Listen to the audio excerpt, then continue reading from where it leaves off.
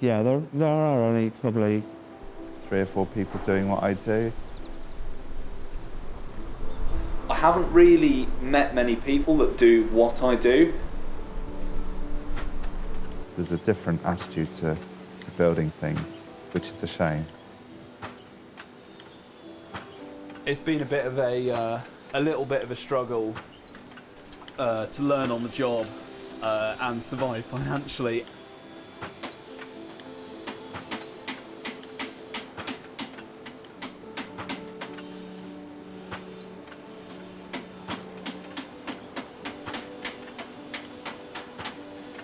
In the heart of England, a legacy of craftsmanship stands as a testament to the resilience of human creativity.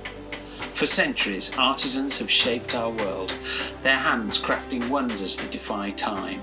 Yet today, their traditions face an uncertain future.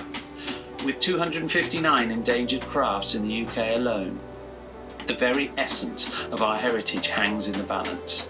But amidst the challenges, there is hope.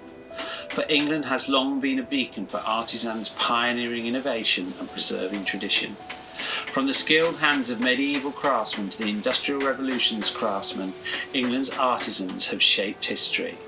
Now, as we stand at the crossroads of modernity, let us honour their legacy, preserve their heritage and inspire future generations.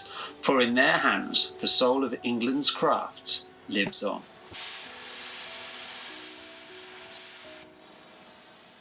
An English wheel it's a tool for stretching metal, much as a hammer and dolly or a hammer and stake would, but instead of using momentum, it uses pressure to squash and stretch the metal. So it's effectively a hammer, but it's a wheel. There's weeks where you just are on the wheel constantly, it feels like, and then there's ones where you're certainly not.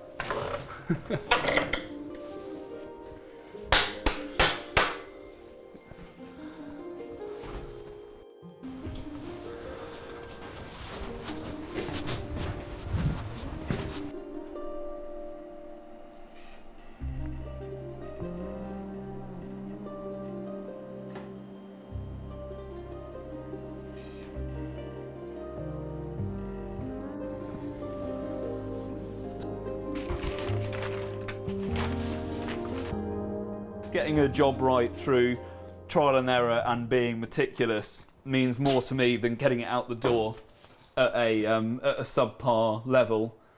You know, figuring out how to do it off your own bat with what you've got, that goes a long way. I mean, the fact that I was convinced this is what I wanted to do from one picture I saw when I was 17 of a Porsche being made, you know, it's something that I think a lot of people would do if they knew that they could jump in and do it. I started this business post-grad as a student, and I had about £100 in my bank account, and I had a welder and an angle grinder, and I started out just with the absolute basics.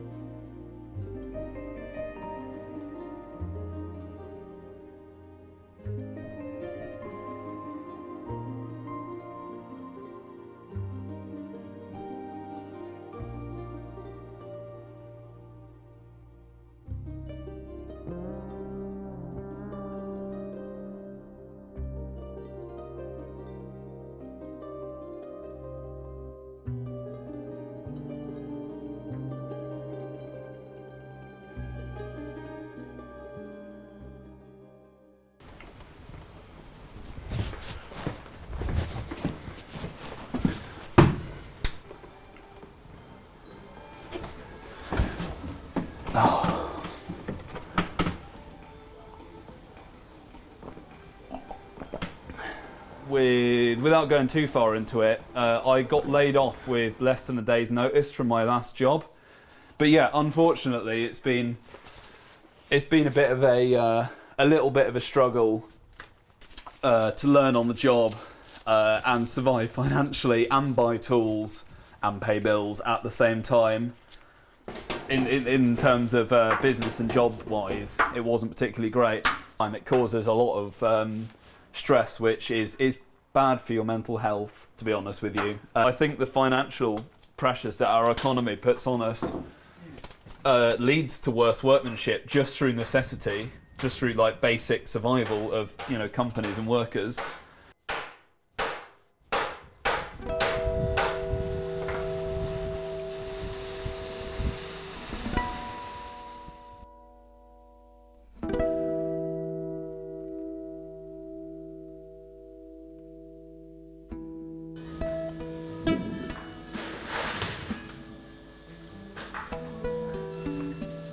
Such a niche business, Airstreams are getting rarer and rarer, so eventually, you know, it'll be harder to find them.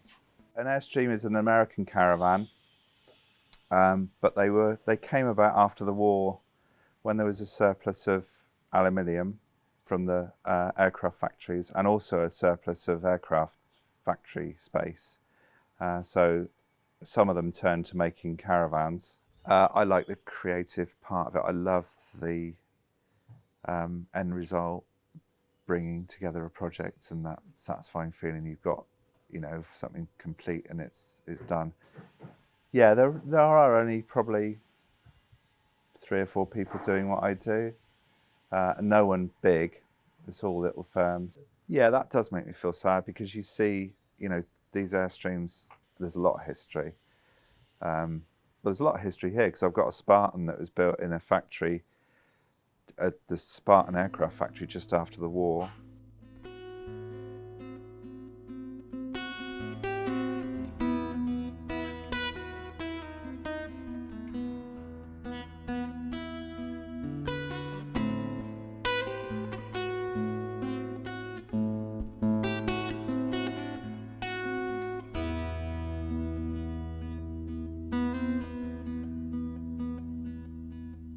These Airstreams that are 50, 60 years old that are still on the road, and they're beautifully built by real craftsmen. You know, those guys really, yeah, built stuff to last. And I don't think there are, well, there certainly aren't caravans now that are being built that will be on the road. Well, there's one here that's 70 years old. So the more specialist your field is, the more expensive it becomes. And in a world where things are ever getting more and more expensive, and the demands to try and keep things cheaper is become more, then yeah, those crafts will disappear, because who wants to pay for someone to make a drawer by hand and cut dovetails and do that sort of thing, because it is a lot of time and it's very expensive. Increasingly, though, you know, you need to be pretty wealthy to afford the sort of thing we do now. So, you know, there was a time when the sort of cabinet making skills that we're using were commonplace, and that would be how things were made. And it's, you know, it's been fine, but it's been, everything has changed, definitely.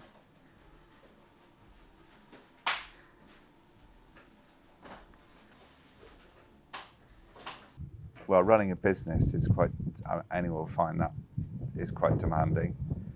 But I suppose I'm lucky in the way that I do what I enjoy doing. Yeah, you know, I've passed some of that down to my son Rory, but he enjoys doing things in a traditional way. I think, actually, as time goes on, yeah, I enjoy projects more because we've got more ideas to draw on. We've become more adventurous, I suppose. As I'm getting older, yeah, I'm having to think about winding down a bit. I suppose it would be nice to, yeah, bring some younger people into this.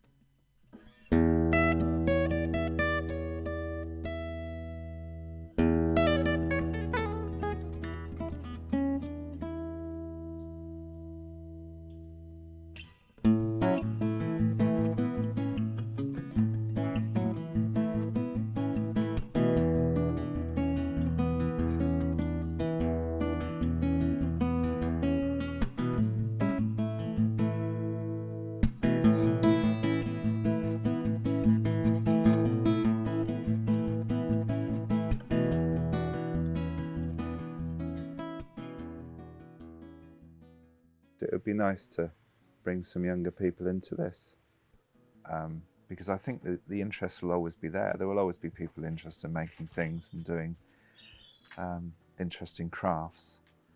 But I don't think the responsibility lies with them so much as others to encourage that.